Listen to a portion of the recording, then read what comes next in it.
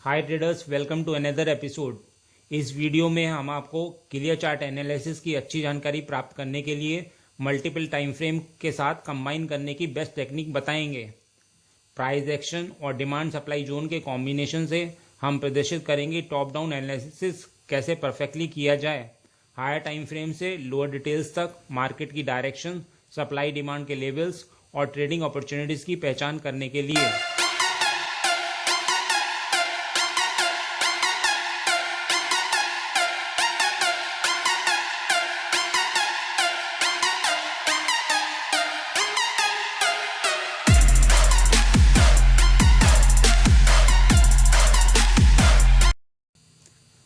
आगे बढ़ने से पहले मैं आपसे पूछूंगा एक क्वेश्चन जिसका आंसर आप सब लोग करोगे कमेंट सेक्शन में।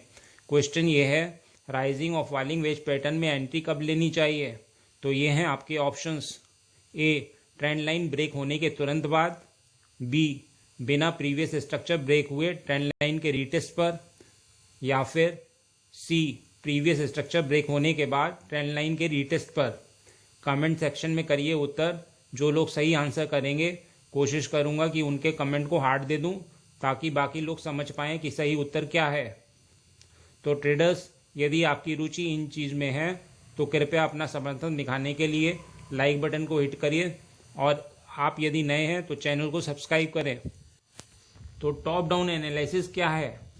टॉप डाउन एनालिसिस एक ऐसी टेक्निक है जो मार्केट कंडीशंस की व्यापक समझ हासिल करने के लिए कई मल्टी टाइम फ्रेम और मार्केट फैक्टर्स के एनालिसिस को जोड़ती है। हायर टाइम फ्रेम से लोअर टाइम फ्रेम तक शुरू करने से हमें मार्केट की डायरेक्शन और की लेवल्स एरिया का मेजर व्यू प्राप्त करने में सहायता मिलती है। लेकिन याद रखें, मंथली टाइम फ्रेम से शुरू करके आपका चार्ट इस प्रकार बनता है। अपने एंट्री टाइम फ्रेम तक पहुंचना पूरी तरह से बेकार हो जाता है। यह वीडियो आपको सिखाएगा कि प्रत्येक चार्ट का वेल एजुकेटेड एनालिसिस करने के लिए आप प्रत्येक टाइम फ्रेम में वास्तव में क्या देखते हैं। पर पहले हमें यह जानना जरूरी है कि मल्टी टाइम फ्रेम को कंबाइन करने की आवश्यकता क्यों है। यहाँ टॉप 3 रीजंस हैं। डायरेक्शनल कन्फ्यूजन पर काबू पाना। 5 मिनट टाइम फ्रेम में मार्केट चौपी दिखता है। यह लगातार ऊपर और नीचे की ओर स्ट्रक्चर लेवल को वायलेट करता है, जिससे कोई भी ट्रेडर भ्रमित हो जाता है जो दिशा की पहचान करने की कोशिश कर रहा है। यदि हम 1 आवर टाइम फ्रेम को जूम आउट करते हैं तो हम मार्केट के ट्रेंड और बियरिश प्रेशर को तुरंत पहचान सकते हैं। यह एरिया वही एरिया है जिसे 5 मिनट के चार्ट पर हमने पहले देखा था। इसलिए हायर टाइम फ्रेम की दिशा को जानकर हम 5 मिनट के चार्ट में विश्वास के साथ शॉर्ट एंट्रीज ले सकते हैं। याद रखिए, जब भी आप मार्केट की दिशा के बारे में भ्रमित होते हैं तो आप गलत टाइम फ्रेम पर ध्यान केंद्रित कर रहे होते हैं। इसलिए बिगर पिक्चर का एनालिसिस करने से आपको अधिक आत्मविश्वास से प्रिसाइज एंट्री लेने में मदद मिलती है। हायर टाइम फ्रेम की लेवल पर एक छोटी सी रिएक्शन लोअर टाइम फ्रेम में एक महत्वपूर्ण ट्रेंड चेंज हो सकता है।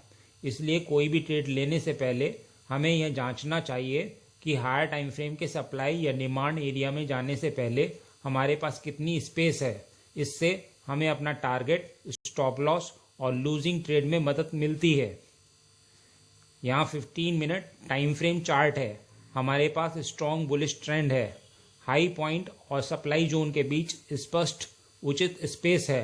परिणाम स्वरूप हमारे पास लॉन्ग तक चलने का अवसर है। हालांकि मार्केट अचानक अपनी दिशा बदल देता है और डिमांड एरिया को नज़रअंदाज कर देता है। ऐसे में आप सोच रहे होंगे कि ऐसा क्यों। यदि हम 1 आवर टाइम फ्रेम पर जूम आउट करते हैं तो हम देख सकते हैं कि यह प्राइस हायर टाइम फ्रेम की लेवल के रेजिस्टेंस पर पहुंच रहा है, जो पहले कई बार स्ट्रॉन्ग रेजिस्टेंस के रूप में कार्य कर चुका है। इसलिए हायर टाइम फ्रेम की लेवल की जांच करने से हमें इस प्रकार के अनावश्यक रिस्क से बचने में मदद मिल सकती है। इसके विपरीत एक और उदाहरण देखिए। यहाँ 15 मिनट टाइम फ्रेम में प्राइस प्रीवियस मार्केट स्ट्रक्चर को ब्रेक किया है। इसलिए यहाँ यदि प्राइस जल्द ही डिमांड जोन में वापस आता है तो आपको लॉन्ग पोजीशन में प्रवेश करने का सही मौका मिल सकता है। स्टॉप लॉस स्विंग लो से नीचे होना चाहिए और प्राइस फ्रंट में नेक्स्ट मार्केट स्ट्रक्चर को टारगेट करना चाहिए। तो आइए देखें हायर टाइम फ्रेम में हमारे पास क्या है। यहाँ 1 आवर टाइम फ्रेम पर हम देख सकते हैं कि प्राइस ने रेजिस्टेंस को तोड़ दिया है, इसलिए डिमांड कंट्रोल में है और हमारे पास प्राइस के सामने अगले सप्लाई एरिया तक पहुंचने के लिए पर्याप्त जगह है। यह 15 मिनट चार्ट है जो 1 आवर के रेजिस्टेंस को ब्रेक करने के बाद बना है। इसलिए यदि हम हायर टाइम फ्रेम लेवल्स की डायरेक्शन को lower time frame entry setup के साथ जोड़ते हैं तो यह एक आदर्श ट्रेड हो सकती है। मल्टीपल टाइम फ्रेम को एनालाइज करने से ट्रेडर्स को ऑप्टिमल ट्रेड एंट्री और एग्जिट पॉइंट्स की पहचान करने में सहायता मिलती है। उदाहरण के लिए कल्पना करें कि यदि आप प्राइस के डिमांड एरिया में वापस आने का इंतजार कर रहे हैं और ओपन बार को मूवमेंट के साथ जाना है तो हमारा स्टॉप लॉस बहुत बड़ा होगा। तो ट्रेड करने का सबसे अच्छा तरीका कंफर्मेशन की तलाश करना और लोअर टाइम फ्रेम पर ओपन लॉन्ग देखना है। यह कंफर्मेशन बेहतर प्राइस पर ट्रेड करने में मदद करता है, संभावित फॉल्स सिग्नल्स को कम करता है और ट्रेडर का अपने एनालिसिस पर विश्वास बढ़ाता है। आइए मैं आपको क्लियर चार्ट एनालिसिस के लिए मल्टी टाइम फ्रेम को एक साथ कंबाइन करने की बेस्ट टेक्निक बताता हूं। लेकिन इससे पहले कि हम आगे बढ़ें, यदि आपने अब तक इस वीडियो को एंजॉय किया है तो कृपया अपना समर्थन दिखाने के लिए लाइक बटन को हिट करें और यदि आपके कोई प्रश्न है तो नीचे लिखें। अब मैं आपको step by step top down analysis technique दिखाता हूं जो बेस्ट ट्रेडिंग अपॉर्चुनिटी की पहचान करने के लिए हायर टाइम फ्रेम से गुजरने और लोअर टाइम फ्रेम डिटेल्स तक स्केल करने की प्रक्रिया है। हम अपने चार्ट एनालिसिस में 3 प्रकार के टाइम फ्रेम पर विचार करेंगे। हायर टाइम फ्रेम से शुरू करते हुए पहले हमारे पास डेली है, जिसका उपयोग हम हमेशा मार्केट स्ट्रक्चर के हायर टाइम फ्रेम की लेवल की पहचान करने के लिए करते हैं। दूसरा, हम मार्केट की डायरेक्शन, सप्लाई और डिमांड एरिया और ट्रेडिंग अपॉर्चुनिटीज की पहचान सहित अधिकांश एनालिसिस के लिए 1 आवर टाइम फ्रेम का उपयोग करते हैं। तीसरा, यदि हमें लोअर डिटेल्स में एंट्री डिवीजन्स में अधिक कंफर्मेशन की आवश्यकता होती है तो हम 5 मिनट टाइम फ्रेम का उपयोग करते हैं। आइए अब इस टेक्निक को पूरी तरह से समझने के लिए इन कॉन्सेप्ट्स को रियल चार्ट में लागू करें। यहाँ हमारे पास डेली टाइम फ्रेम पर बैंक निफ्टी का चार्ट है। फर्स्ट स्टेप में हम मार्केट स्ट्रक्चर के की लेवल्स को चिन्हित करते हैं जिन पर प्राइस ने हाल ही में रिएक्शन दी है। की पार्ट एनालिसिस को सरल बनाने के लिए हम केवल करंट प्राइस के निकट रीसेंट लेवल्स ही ड्रॉ करते हैं। उदाहरण के लिए यह लेवल सपोर्ट है जिसने कई बार प्राइस को रिजेक्ट किया है। हमारे पास प्राइस के सामने एक और महत्वपूर्ण लेवल है जो कई बार रेजिस्टेंस के रूप में कार्य कर चुका है।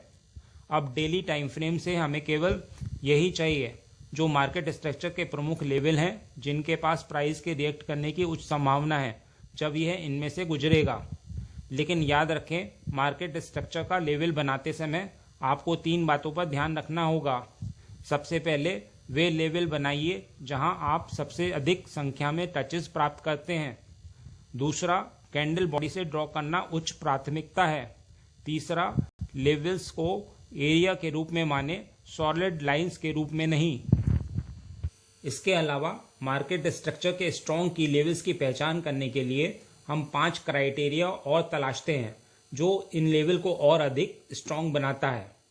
टर्निंग पॉइंट वह एरिया है जिसने पहले मार्केट के ट्रेंड को रिवर्स किया हो। मार्केट इन एरियाज को ओवर वैल्यूड या ओवरसोल्ड के रूप में फिक्स कर देता है और प्राइस के इन लेवल पर दोबारा पहुंचने पर रिएक्ट करने की अधिक संभावना होती है। मल्टीपल रिजेक्शंस यह दर्शाता है कि ट्रेडर्स ने अलग अलग समय पर इसी लेवल पर कार्रवाई की जिससे यह और अधिक स्ट्रांग हो गया है। अधिक रिजेक्शन बेहतर है लेकिन यह गारंटी नहीं देते कि लेवल कायम रहेगा। जब मार्केट इस लेवल पर पहुंच जाता है तो हम प्राइस एक्शन पर बारीकी से नजर रखते हैं जो इंडिकेट करता है कि क्या हो रहा है। यदि रिजेक्शंस हर बार कमजोर होती जा रही है तो प्राइस के इस लेवल को ब्रेक करने की अधिक संभावना है, और यदि प्राइस लेवल को ब्रेक करने के बाद फिर से इस क्षेत्र पर पहुंचता है तो यह स्ट्रॉन्ग सपोर्ट का काम करता है। यदि मार्केट स्ट्रक्चर का लेवल पहले सपोर्ट और रेजिस्टेंस दोनों के रूप में कार्य कर चुका है तो प्राइस के इस लेवल को फिर से रिजेक्ट करने की संभावना बढ़ जाती है। मतलब यह है कि छोटी मोटी रिजेक्शन नहीं बल्कि ट्रू रिवर्सल है। लेवल से वापसी जितनी डीप होगी वह लेवल उतना ही महत्वपूर्ण होगा। प्राइस के सामने रीसेंट लेवल्स हमेशा अधिक प्रभावी होते हैं क्योंकि यह करंट या नए होते हैं, चाहे वे ट्रेडिशनल सपोर्ट और रेजिस्टेंस हों। अब तक जो कुछ कहा गया, आइए अपने विश्लेषण को जारी रखने के लिए 1 आवर टाइम फ्रेम पर जूम करें, जिसमें आगे सप्लाई और डिमांड कॉन्सेप्ट आता है। यहाँ 1 आवर टाइम फ्रेम पर हमारे पास चार्ट पर डेली लेवल्स दिखाई देते हैं। इनमें से प्रत्येक लेवल स्ट्रॉन्ग सपोर्ट या रेजिस्टेंस के रूप में कार्य कर सकते हैं जब मार्केट उन पर पहुंचता है।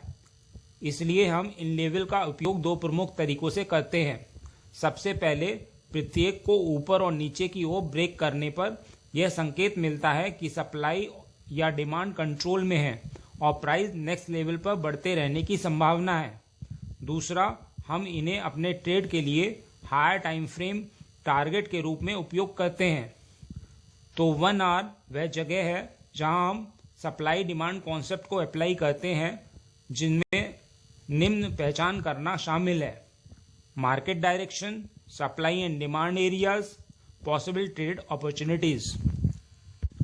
तो यहाँ मार्केट ने हाल ही के डे की लेवल को ड्रास्टिक मूव के साथ रिजेक्ट किया है, जो दर्शाता है कि सप्लाई कंट्रोल में है। वर्तमान में स्ट्रक्चर ब्रेक हुआ है। मान लीजिए प्राइस 1 आवर के सप्लाई जोन में एंटर किया है, जो हमें एक संभावित शॉर्ट एंट्री देता है, लेकिन हम इस सप्लाई जोन पर सेल ऑर्डर नहीं लगा सकते क्योंकि प्राइस एक डे की लेवल पर रिजेक्ट होकर आया है, जो शॉर्ट टर्म डाउन ट्रेंड के लिए एक महत्वपूर्ण टर्निंग पॉइंट हो सकता है। इसलिए हमें शॉर्ट पोजीशन में प्रवेश करने के लिए 5 मिनट लोअर टाइम फ्रेम पर बियरिश कंफर्मेशन की आवश्यकता है। दूसरी ओर, यदि प्राइस दोनों लेवल को ऊपर की ओर ब्रेक कर देता है तो यह स्ट्रॉन्ग बुलिश मूवमेंट का संकेत देता है, जिससे प्राइस एक बार फिर नेक्स्ट लेवल को टेस्ट कर सकता है। आइए अब अपने एनालिसिस को जारी रखने के लिए 5 मिनट टाइम फ्रेम पर जूम करें।